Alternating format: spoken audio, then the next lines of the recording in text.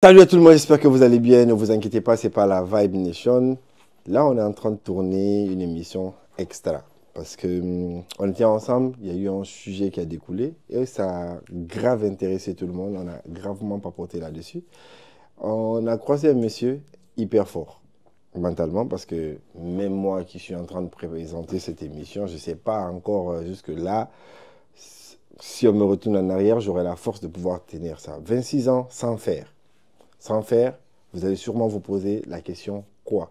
Et c'est l'occasion pour moi de dire à monsieur de se présenter. Vous allez bien? Oui, Votre nom? c'est Diallo Abdraman, je suis guinéen. Et c'est quoi votre profession? Qu'est-ce que vous faites dans la vie? Je finis les études l'année passée en sciences politiques. Mhm. Je suis comme un consultant en relations internationales. Actuellement, je travaille au département de la Gironde dans une collectivité locale. D'accord. Moi, c'est un plaisir de te rencontrer et de pouvoir échanger avec toi sur un sujet qui est assez tabou. Oui, 26 ans sans faire, 26 ans sans avoir une relation intime oui, et 26 ans sans embrasser une femme. oui.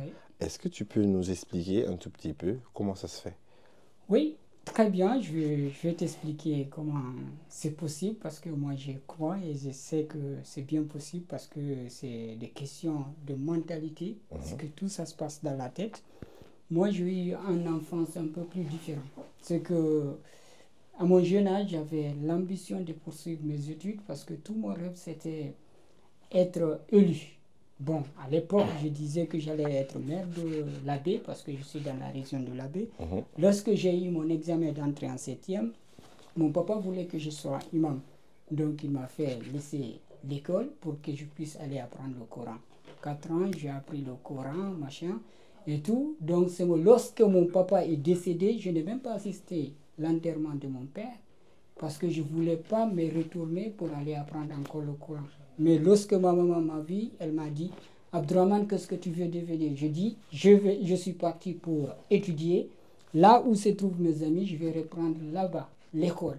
Après, bon, je suis parti me voir avec le directeur. Il n'était pas d'accord. J'ai insisté, j'ai insisté. Il me faisait même des évaluations dans son bureau. Et dans 80 élèves, en 10e année, j'ai été parmi les 10 premiers. Il m'a dit, écoute, fais ton examen. Si tu gagnes, tu vas continuer en 11e. C'est en ce moment que j'ai fait mon examen à l'intérieur du pays, qui est dans une sous-préfecture qu'on appelle Sigon. Donc, lorsque j'ai eu mon brevet d'entrer en 11e année, ma soeur était surprise. Donc elle a dit, écoute, viens à Conakry, je vais t'inscrire dans une école privée comme tu n'as pas le niveau. Je suis parti à Conakry, dans un lycée africainite à Dabompa. Donc voilà, j'ai commencé mon lycée. Lorsque je suis venu mon premier jour au lycée, j'avais un ami qui s'appelle Joseph Nyereke-Somo. Il est à Rouen. C'est un jeune qui m'a super inspiré. Le premier jour, je lui ai trouvé en train de répéter un cours antécédent. Donc je me suis dit dans ma tête, c'est avec lui que je vais étudier. Mais je suis foutu parce que moi, je ne faisais pas la différence entre l'auxiliaire, être et avoir. Depuis ce jour, je me suis fixé l'objectif, je vais réussir sur mes études.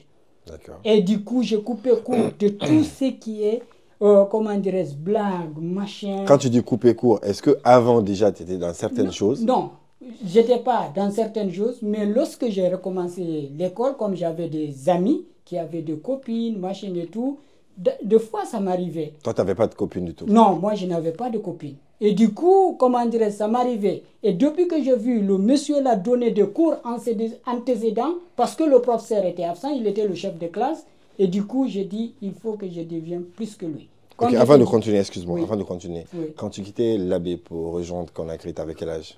J'avais, comment dire, 17 ans, 18 ans. 17, 18 ans. Oui. T'avais jamais eu de béguin pour une fille à l'abbé? Non, jamais. D'accord. On Je peut n'ai continuer. jamais. Voilà, du coup, comment dirais-je, je continue avec ces jeunes-là jusqu'au niveau terminal. Donc, il y avait le professeur Alpha Condé qui avait créé le lycée d'excellence.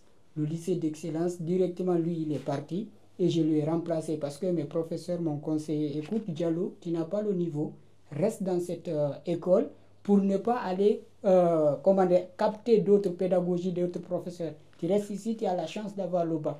Et j'ai été très bien classé au niveau du bac parce que j'étais 32e de la République. j'ai fait sociologie. Mes amis le savent. La promotion de sociologie 2015, j'étais comme un major de la promotion avec la mention très bien. Donc, mais en Guinée, comment dire, ils ont promis, écoute, tous ceux qui sont majors de la promotion vont être retenus avec de Bouvari, mais ça n'a pas été lié. Et du coup, je me suis fixé un objectif. Je voulais me marier en 2015, sincèrement. Mais j'ai eu... En 2015, tu avais quel âge? En 2015, j'avais, comment dire, 24 ans. 24 ans. Oui. 24 ans, tu voulais te marier. Ça veut dire que tu as vu quand même une femme qui te plaisait. Non, je voulais me marier, pas, comment dire, que j'avais vu une femme. Ah, non. tu voulais juste... Tu as eu cette envie de te marier. Oui, j'ai eu l'envie de me marier. J'ai eu l'envie de me marier, donc, comment dire, je n'ai pas... concrétisé parce que je faisais une activité pendant mon cursus. Tu n'as pas eu de femme ou bien... Non, pas une question. C'est de vouloir d'abord se marier pour chercher une femme. Oui, parce que tu voulais te marier. Oui. Tu vois, oui. L'action de vouloir te marier, déjà, oui. ton esprit est préparé que oui, tu veux que tu veux te marier. Maintenant, c'est quand donc, tu veux. c'est maintenant chercher la femme. Voilà, c'est maintenant que tu veux chercher la femme. C'est quand tu veux te marier, tu cherches la femme. On est d'accord. Maintenant, lorsque cette envie-là est venue en moi, j'avais un professeur qui s'appelle Monsieur Silla. Actuellement, il donne les cours de droit à Symphonia. Il m'a conseillé, petit, écoute, comme tu as le niveau à l'université, cherche-toi à aller en France pour continuer tes études. Et c'est là que j'ai délaissé mon projet de mariage pour que je puisse continuer mes processus de campus France et venir en France pour les études. Donc je suis venu, j'ai trouvé que l'intégration ici était très compliquée. Je n'avais pas les moyens, moi ma famille n'était pas, c'est une famille modeste, ils ne sont pas riches. Donc personne ne pouvait m'amener de l'argent. Donc j'étais venu, il n'y avait personne qui pouvait même, j'avais pas eu même un hébergement, tu vois. Donc je appelais le 115 pour passer la nuit ici et là-bas, machin, tout, jusqu'à ce que je puisse m'intégrer. Et j'ai trouvé un boulot de nuit de 21h à 5h. Je travaillais temps plein. Je te dis, moi, depuis 2020, je travaille à temps plein en France ici pour aller Bordeaux-Saint-Médard à vélo. Et du coup, revenir, 8h15, je vais à la fac. Je te dis jusqu'à 15h30, je reviens à la maison pour me coucher. Donc, comment dirais-je, repartir à 21h pour aller au boulot. Donc, c'est les samedis, les week-ends que je prépare mes exposés, que je prépare mes TD dans la semaine. Donc, je n'avais pas du temps pour aller sortir la nuit, pour aller dans une boîte de nuit. Donc, je n'avais pas cet espace dans ma tête. Et du coup... j'ai pas envie de te couper, oui, mais il faut que je te coupe là. Vas-y. Moi, j'ai envie de savoir, durant ce cycle, il oui. n'y a aucune fille qui est venue te faire des avances. Tu n'as jamais eu l'envie. Tu vois, par exemple, c'est comme quand tu vois une belle voiture, tu dis, oui. waouh, si j'avais l'argent, j'allais m'acheter cette voiture. Tu vois. Oui. Toi, tu n'as jamais eu cette envie. Tu vois une go, par exemple, à l'université, tu dis, ah, elle est belle, j'aimerais bien la voir. À l'université, c'est que, ici en France d'abord, je sais que dans ma tête, que ma maman, mon papa est décédé. Ma maman ne veut pas que je me marie à l'étranger. Donc, et j'ai décidé de ne pas faire du tout ce que ma maman ne veut pas. Donc, là, mon esprit est préparé, c'est que je ne vais pas avoir une femme en France. Je ne vais pas me marier en France. Si je veux me marier, c'est chez moi. Donc, parce que c'est ce que ma maman m'a instruit. Compris? Donc, j'ai 2 ans, je ne veux pas faire ce que ma maman ne veut pas. Ça bloque ma tête. Donc, de ne pas y penser parce que je ne peux pas placer quelqu'un. J'arrive à avoir des femmes qui me proposent. Ça, je te dis carrément. J'arrive à avoir des filles qui... Tu échanges quand même avec des filles? Oui, je parle avec les... J'ai des amis de filles. OK? C'est pas que je ne veux pas... que je ne dis pas bonjour à une fille. Non. J'ai des amis de filles qui veulent sortir avec moi. Je viens de montrer tout à l'heure un SMS à ton pote, une amie qui m'a amené un SMS qui voulait sortir avec moi. Je lui ai dit, je ne sors pas avec les filles. Donc ça, c'est une preuve qu'il y a des filles qui courent derrière moi, qui veulent vraiment sortir avec moi. Mais ma décision est que, jusqu'au mariage, pas de filles, pas de béco, pas de caresse. Oui. Attends, donc, si je comprends bien, là, tu as 26 ans exactement, c'est ça? Oui.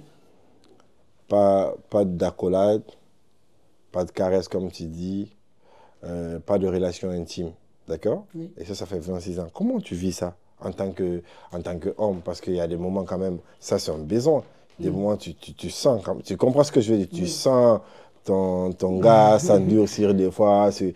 Comment tu vis ça? Oui. Parce qu'il y a des moments, tu peux pas me dire que ça vient jamais dans ta tête. Même, Ok. tu vois, t'es pas un robot. J'ai compris ta question. Tu sais, moi, tout ce qui est... Je suis sociologue. Moi, tout ce qui est question de sexualité n'a pas de tabou pour moi parce que j'ai tellement... Mon mémoire même d'ailleurs, c'est par rapport à, comment dirais-je, aux femmes de la prostitution. Pour te dire qu'il n'y a pas de tabou pour moi par rapport à ça.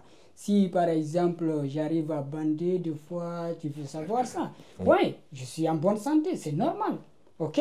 Mais comme je voulais te dire le début, ma méthodologie, c'est quoi? Je suis musulman, pratiquant. Je jeûne le lundi et le jeudi. Et le peu de temps que j'ai, je fais beaucoup de prières de nuit. Et je demande tout le temps, je ne fais pas une prière sans demander à Dieu de m'éloigner de Satan. Donc moi j'espère, je crois aussi, on dit Hasbunallah wa ni'mal wakil. C'est que quand par exemple tu crois en Dieu, sincèrement, parce que c'est une question de sincérité, tu vois. C'est pas que peut-être. Moi, il n'y a pas peut-être dans mon cœur. Je sais que Dieu me protège et je vais dans ça. Je ne vais pas. Depuis que je suis venu en France, je ne suis pas parti en plage. Je ne suis pas parti dans une boîte de nuit. Je suis pas... les bars, non. Donc, je ne fréquente pas les lieux où ça peut m'attirer. D'accord. Moi, je vais à l'école, je reviens à la maison. Je vais au travail, je reviens à la maison. Si j'ai un programme avec un ami ou un groupe de travail, un groupe d'amis pour quoi que ce soit, on peut aller se rencontrer à la Victoire ou quelque part pour aller parler de ce sujet. OK? Mais je ne vais pas à la plage parce que les filles se déshabillent à la plage. Donc c'est quand je vois un truc d'une fille qui est voilà, entre guillemets là, qui peut me donner envie d'aller... Voilà, la dire bonjour ou de parler de sentiments. Mais si tu es à la maison, tu vas voir qui? Non. Après, tu vois ce que je suis en train de dire? C'est ça ma planification. La maison, à l'école, et comment dire, la maison, au boulot, je reviens. Les week-ends, je traite mes devoirs. Au moment où je suis diplômé ici, je te dis, presque moi je n'ai pas d'amis, hein, j'ai des connaissances mais pas d'amis, je fréquente presque pas beaucoup de personnes parce que moi je sais que l'entourage influence la personne. Et moi je sais ce que je veux être. Et sur ce que je veux être là, est-ce qu'un ami veut que je sois ça ou lui il veut, on a les mêmes projets ou les mêmes ambitions? Non, je ne sais pas. Donc je reste sur mes règles. Ta ligne. Voilà, et j'avance. D'accord. Alors pour terminer vite, on est presque arrivé à la fin. Tu me disais en offre que tu n'as jamais vu une femme à moitié nue ou nue. Oui. Je n'ai pas vu une femme... Bon, sur la route, peut-être, c'est que parce qu'en France, ici, le mode d'habillement de femmes, tu vois, il y a d'autres qui s'habillent en mode extravagant, entre guillemets. Moi, je condamne personne, je juge personne, moi. Donc, du coup, comment dirais-je, peut-être sur la route, mais bon... intimement ou bien dans une petite chambre ou dans un coin, jamais. Bah, écoute, c'était un plaisir de pouvoir échanger avec toi. Merci. C'est fort, mais... Merci beaucoup. Oui, je sais, il y a beaucoup de personnes qui sont comme moi. Hein.